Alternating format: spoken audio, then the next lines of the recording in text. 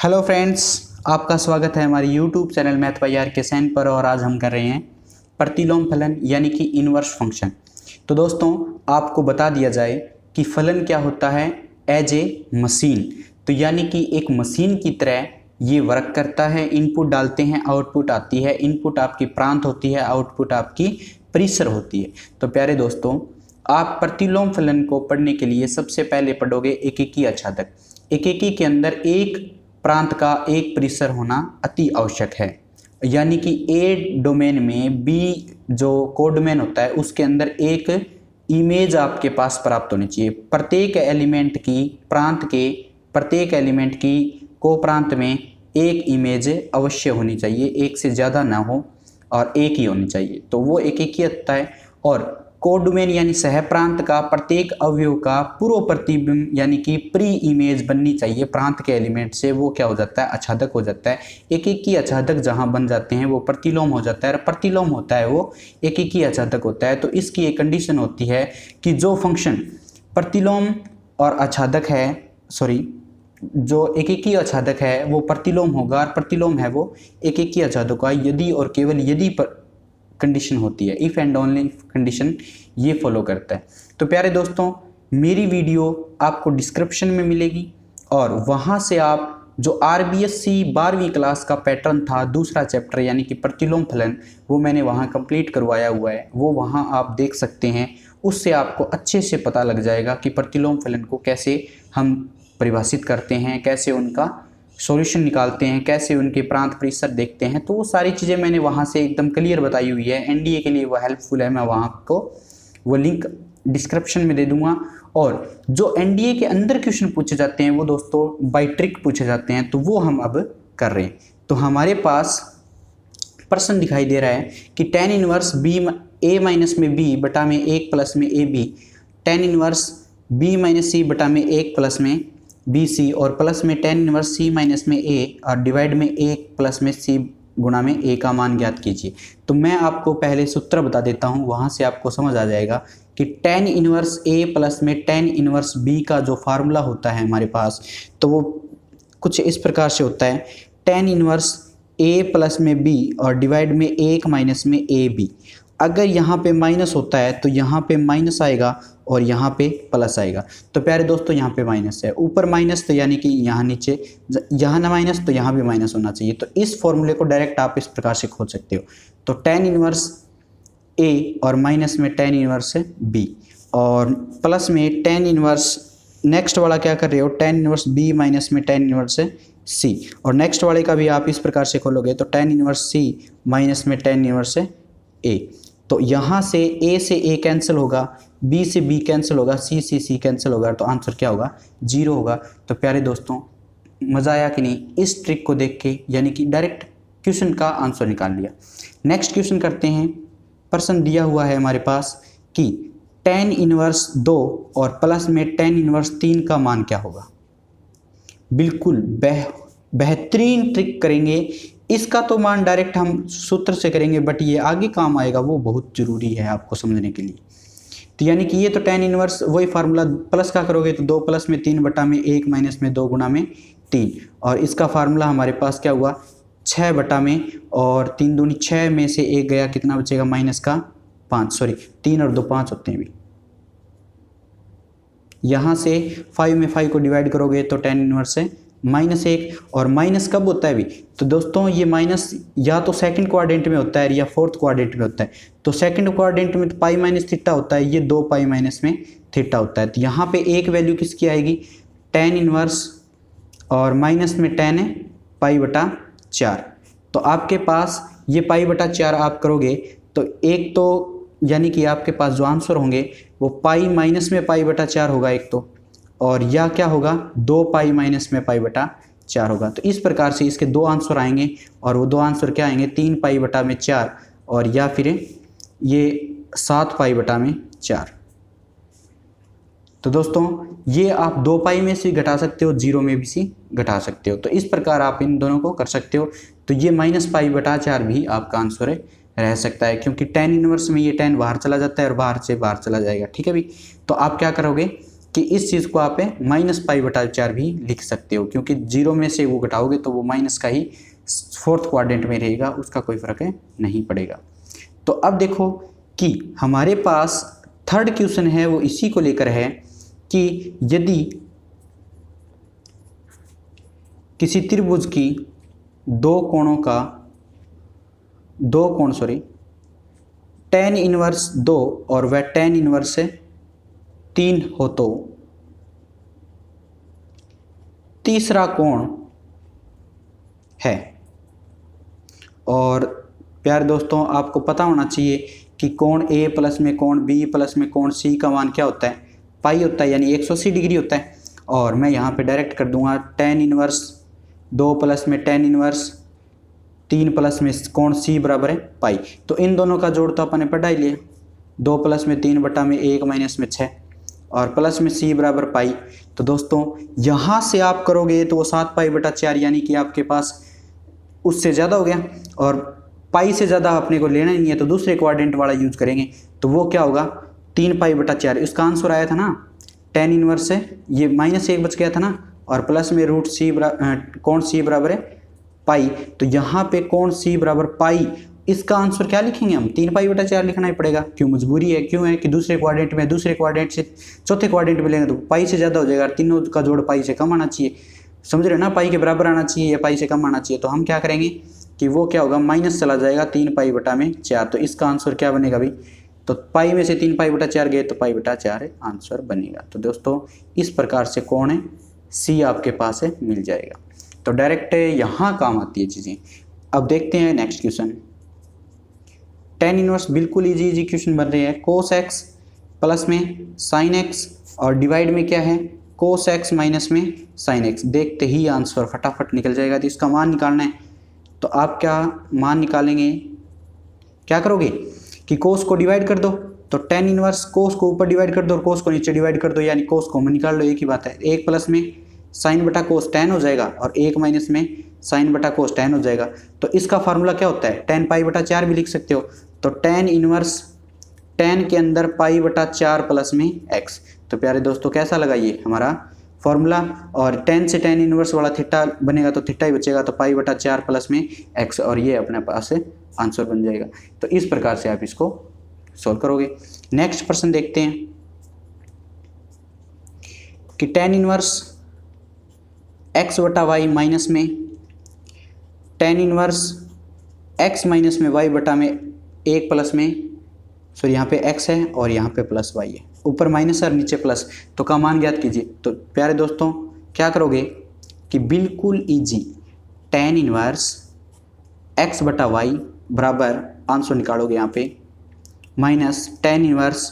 अब देखो y यहाँ से कॉमन ले लिया और y यहाँ से कॉमन ले लिया, तो क्योंकि x/y चाहिए ना, तो x/y ही आगे बनाएंगे तब आपका सोल्व होगा, वरना गलत माना जाएगा। वो आंसर अलग आएगा, बट वो आप थोड़ा सा कंफ्यूज हो जाओगे इसमें। तो मैंने सोचा है कि y/x से निकाल लो यहाँ से, तो x/y करोगे प्लस में 1 और यहाँ से माइनस, सॉरी ऊपर माइनस है ना भाई, y कॉमन लोगे और इसमें भी y कॉमन लोगे, काट दोगे, तो यहाँ भी x/y प्लस में 1 बचेगा। तो इसका फार्मूला होता क्या है, वही tan इनवर्स x/y और माइनस में ये किसका फार्मूला हो गया, tan इनवर्स के अंदर है, इस चीज को हम क्या लिख सकते हैं, tan इनवर्स a माइनस में b फार्मूला लगा सकते हैं ना, क्योंकि हम करते हैं कि tan इनवर्स a माइनस में b बटा में 1 प्लस ab। तो ये tan इनवर्स x/y, और जो यह माइनस था आगे भी माइनस है, तो माइनस माइनस प्लस है, tan इनवर्स 1 आ जाएगा। तो ये इससे कैंसिल हो जाएगा। तो tan इनवर्स 1 का मान क्या होता है, π/4 होता है। बस हो गया सॉल्व। तो tan इनवर्स 1 का मान आपके पास है π/4 आएगा। तो इस प्रकार से आप इनको सॉल्व करोगे, बिल्कुल ही बेहद आंसर आसान आएंगे। ज़्यादा दिमाग लगाओगे तो वहाँ से फार्मूले जनरेट करते रह जाओगे। इसका फार्मूला ये वो बड़ा फार्मूला लगा दो, या tan इनवर्स a माइनस में tan इनवर्स b बड़ा, तो आप करते ही जाना। आंसर तो यही आएगा लेकिन थोड़ा सा बड़ा हो जाएगा, बस आपको दिमाग लगाना है। ठीक है दोस्तों। नेक्स्ट क्वेश्चन में क्या कहता है कि cos इनवर्स x प्लस में cos इनवर्स y प्लस में cos इनवर्स z बराबर हो तो इसका मान ज्ञात कीजिए। तो इनको कंडीशन को सेटिस्फाई करवाना है दोस्तों। 4 ऑप्शन दिए हुए होंगे आपके पास, ये कंडीशन आपको दी हुई, आपको दिख रहा है कि इन तीनों का जोड़ पाई आना चाहिए। तो ये कितना 180 डिग्री है ना, तो 60 60 60। तो यहाँ पे cos इनवर्स x बराबर 60 डिग्री, कोस इनवर्स y बराबर 60 डिग्री, कोस इनवर्स z बराबर 60 डिग्री, ऐसे इस प्रकार से कर सकते हो आप। और यहाँ पे जब कोस इनवर्स 60 डिग्री लिख रखे हो तो वो क्या किसका मान होता है, कोस इनवर्स के अंदर √3 जो हमारे पास कितने पे होता है ये कोस है, वो वैल्यू आएगी। तो कितनी आएगी दोस्तों, कोस इनवर्स है π/3 है ना, ये π/3 को हम कितना लिखते हैं 1/2, तो 1/2 की वैल्यू है ये।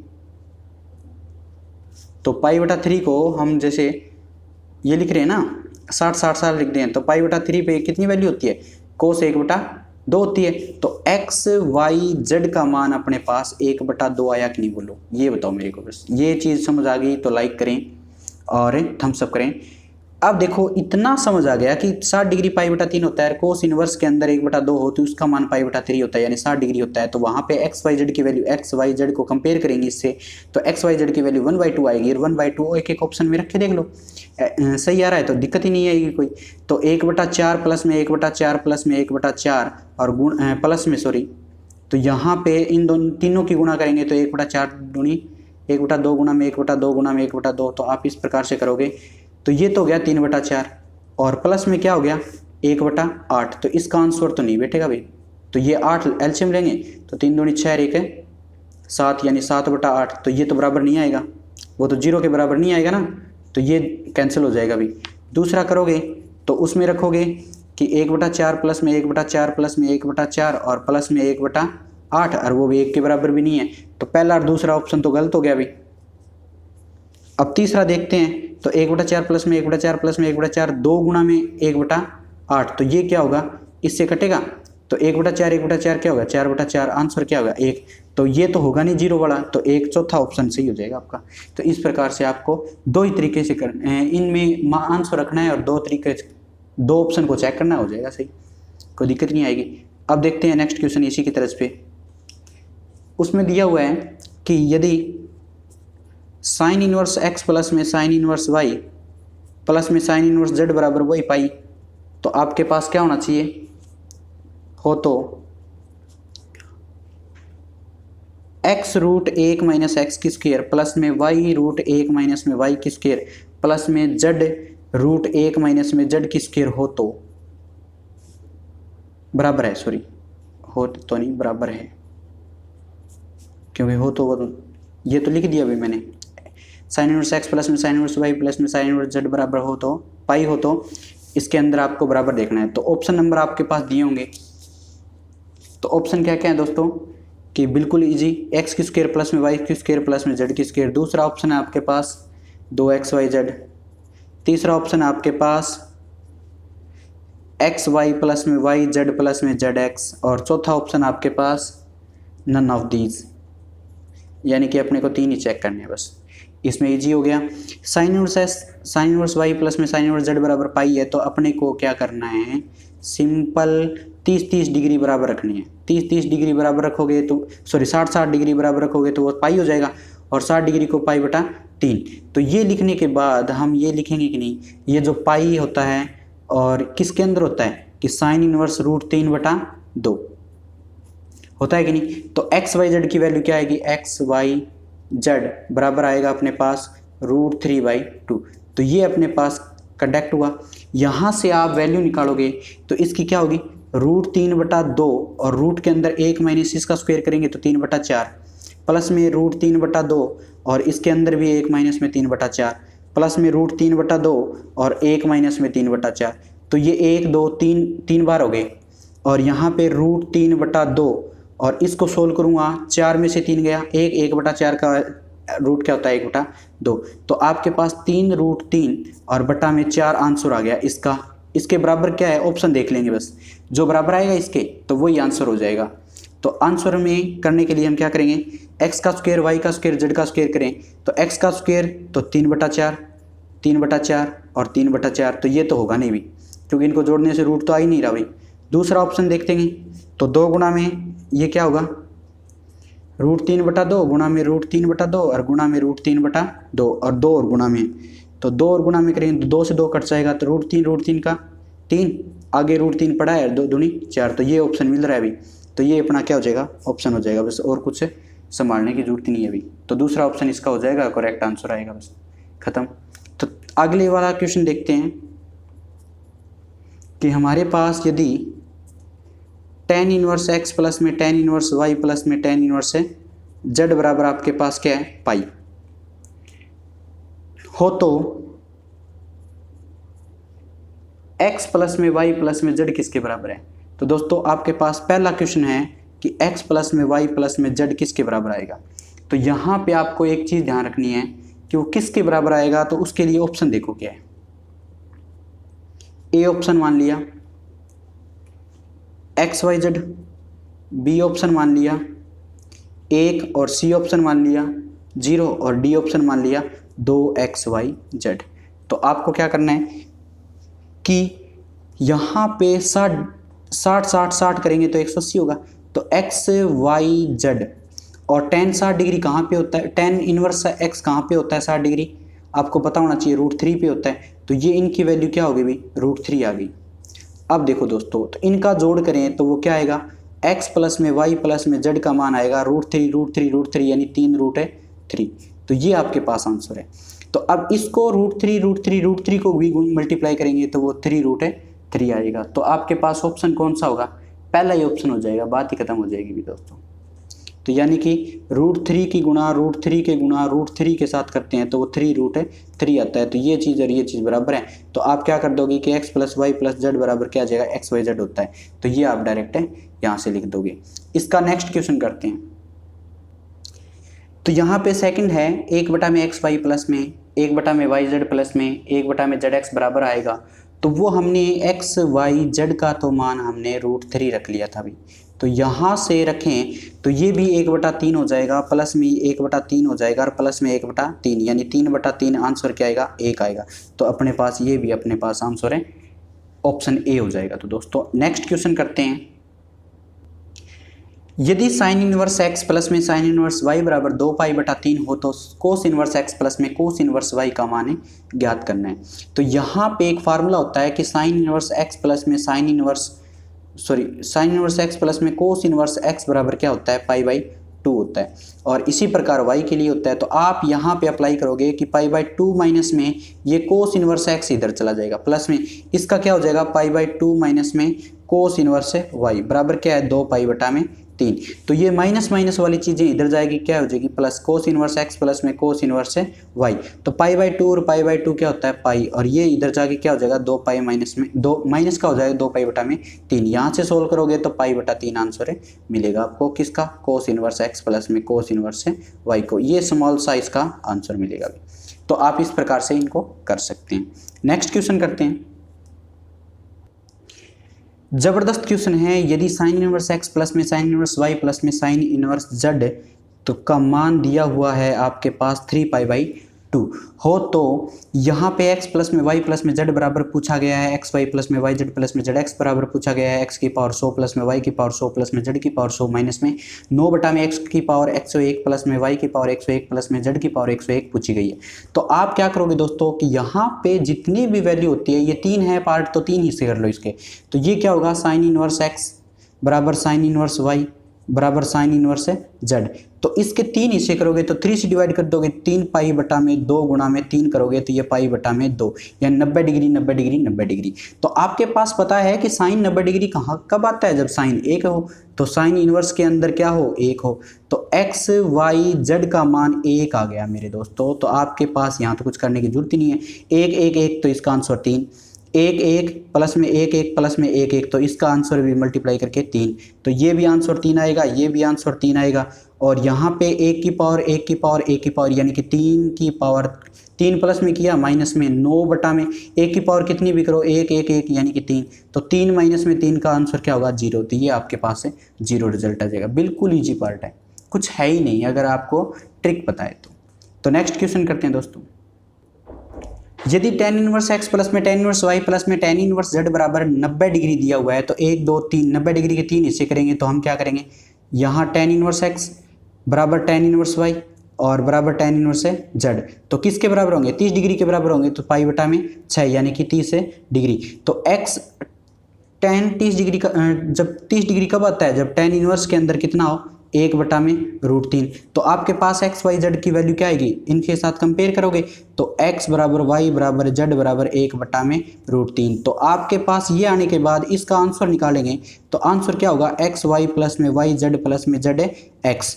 तो यहाँ पे एक्स वाई प्लस में वाई जेड प्लस में जेड एक्स। तो आप क्या करोगे, इन तीनों का मल्टीप्लाई कर दो, 1/√3 का 1/√3 के साथ 1/3 प्लस में 1/3 प्लस में 1/3, तो ये 3/3 आंसर क्या आएगा 1। तो आपके पास डायरेक्ट है, एकदम इजी क्वेश्चन बन जाएगा। नेक्स्ट देखते हैं, यदि साइन इनवर्स एक्स प्लस में साइन इनवर्स वाई प्लस में साइन इनवर्स जेड बराबर 90 डिग्री दिया हुआ है, तो वही चीज़ आप क्या करोगे, साइन इनवर्स एक्स बराबर साइन इनवर्स वाई बराबर साइन इनवर्स जेड।